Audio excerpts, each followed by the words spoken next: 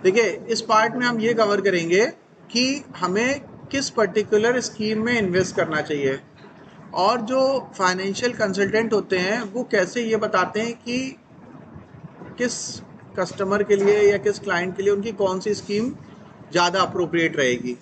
तो देखिए, इस केस के लिए जो आंसर है इसका वो थोड़ा सा टेक्निकल है।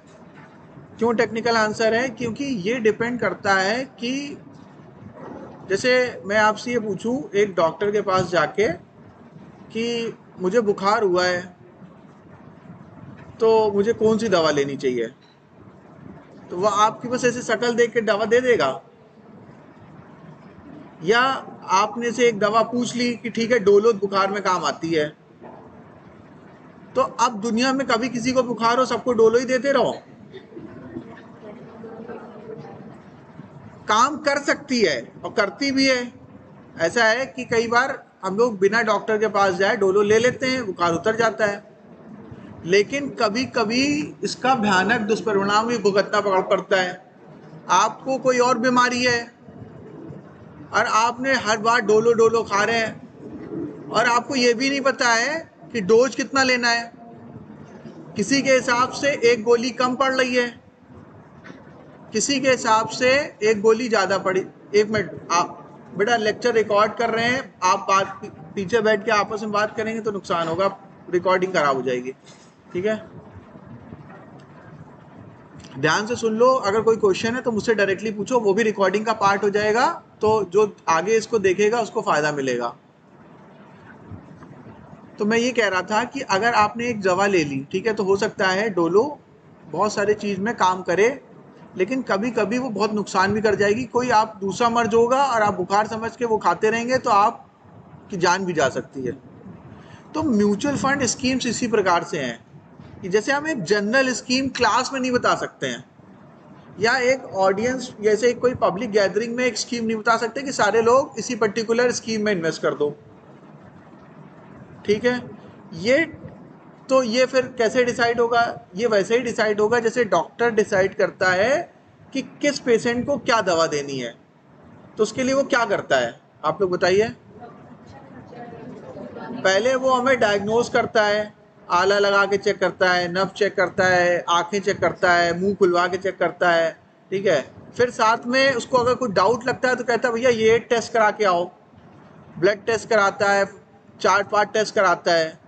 और जब वो टेस्ट करा लेता है तब कहता है अब हम आपका प्रिस्क्रिप्शन स्टार्ट करेंगे, अब हम आपको दवा देंगे। तो उसी तरह से फाइनेंशियल कंसल्टेंट भी किसी को जनरल स्कीम नहीं बता सकता है। पहले उसको टेस्ट करना होगा कि सामने वाले का रिस्क एपेटाइट कितना है, इसकी एज कितनी है, इसके अर्निंग का सोर्स कैसा है, नेचर ऑफ अर्निंग कैसी है। कैसे, मान लीजिए एक बिजनेसमैन है, एक स्कूल टीचर है और एक फ्रीलांसर है।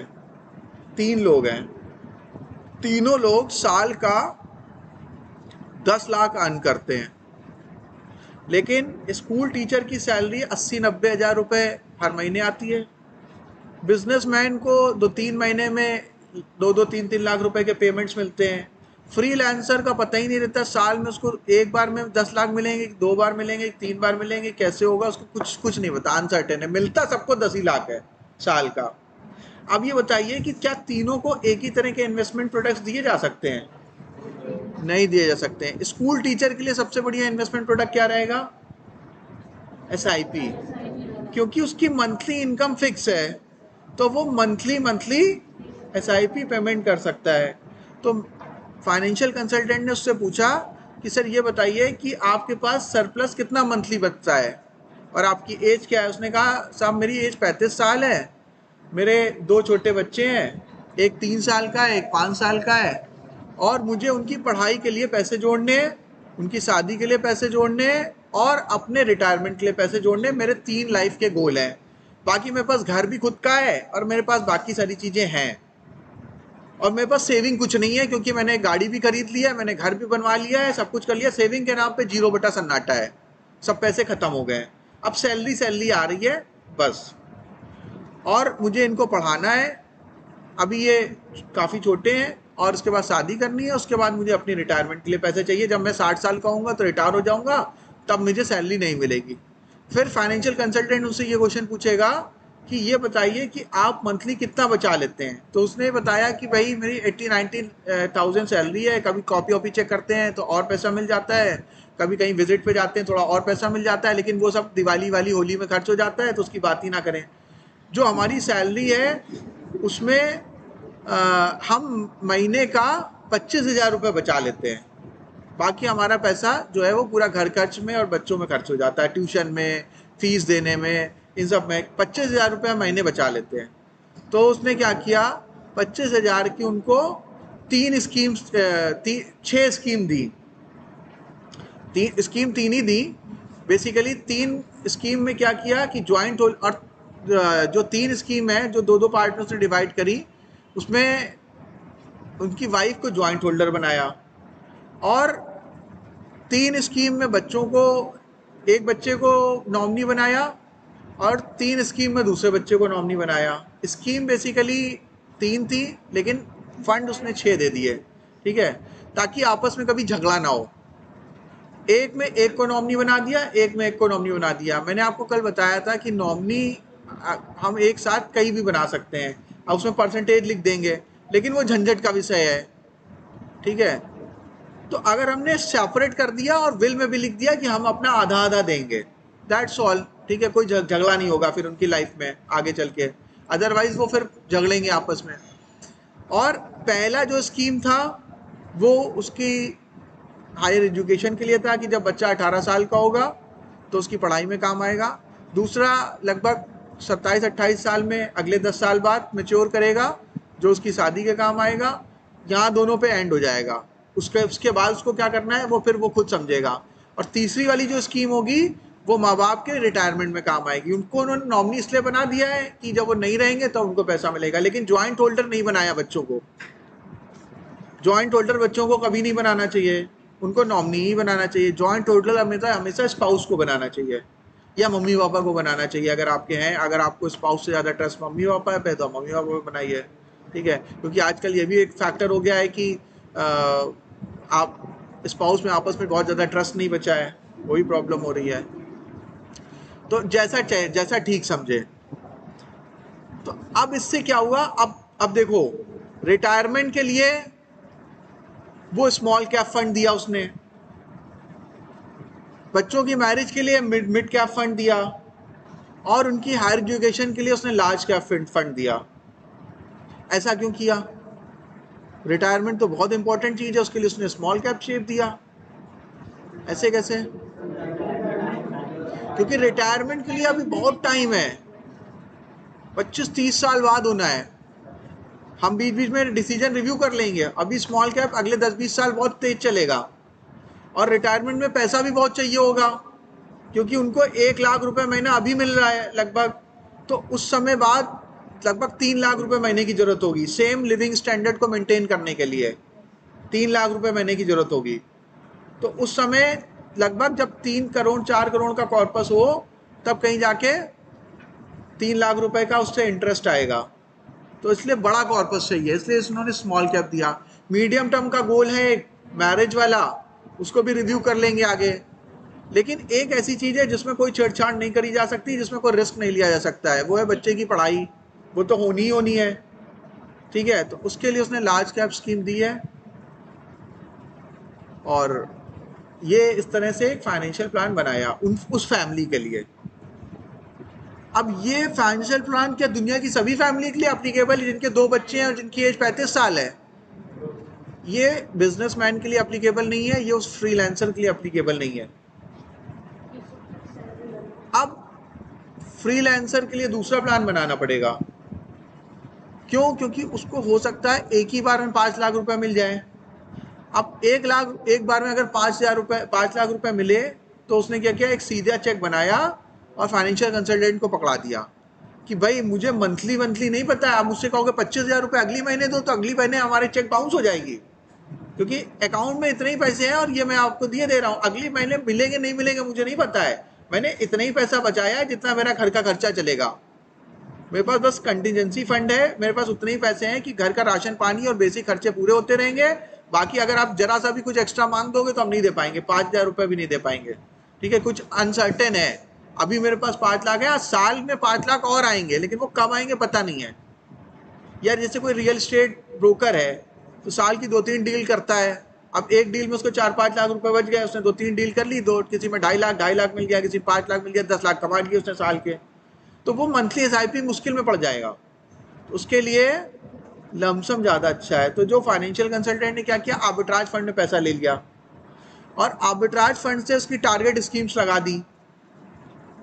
उसमें लार्ज कैप भी है, मिड कैप भी है, स्मॉल कैप भी है। उसमें जो फाइनेंशियल कंसल्टेंट है उसको एक्टिवली काम करना पड़ेगा, उसमें उसकी मेहनत ज़्यादा है, तो हो सकता है वो एक्स्ट्रा चार्ज भी करे, क्योंकि वो मैनुअली, अब जब भी मार्केट में गड़बड़ होगी तो वो आर्बिट्राज फंड से फंड को स्विच करेगा इक्विटी फंड्स में।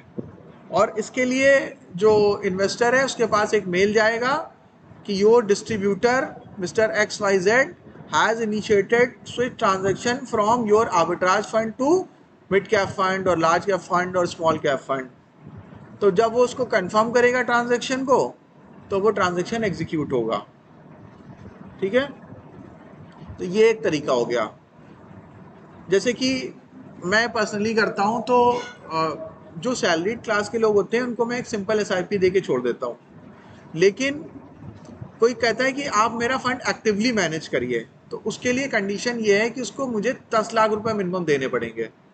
अगर उसने 2-4 लाख रुपए देना है तो मैं उसका फंड एक्टिवली मैनेज नहीं करूँगा। क्यों? क्योंकि फिर मेरे पास टाइम नहीं है और मैं इतने ज़्यादा क्लाइंट नहीं बना सकता, क्योंकि सबका फंड हम मैनुअली मैनेज नहीं कर सकते। आप कोई 50,000 रुपये दे देगा, कोई 1 लाख रुपए दे देगा, तो इंसान के पास इतना टाइम नहीं है। ठीक है, और अभी मेरे पास ऐसे कोई ऑटोमेशन वाला सॉफ्टवेयर भी नहीं है जिसमें ऐसा कुछ संभव हो सके। तो अगर मैनुअली फंड मैनेज करना है तो मैंने कंडीशन लगा दी है कि 10 लाख रुपए या उससे ऊपर कोई देगा तभी हम उसका एक्टिवली मैनेज करेंगे।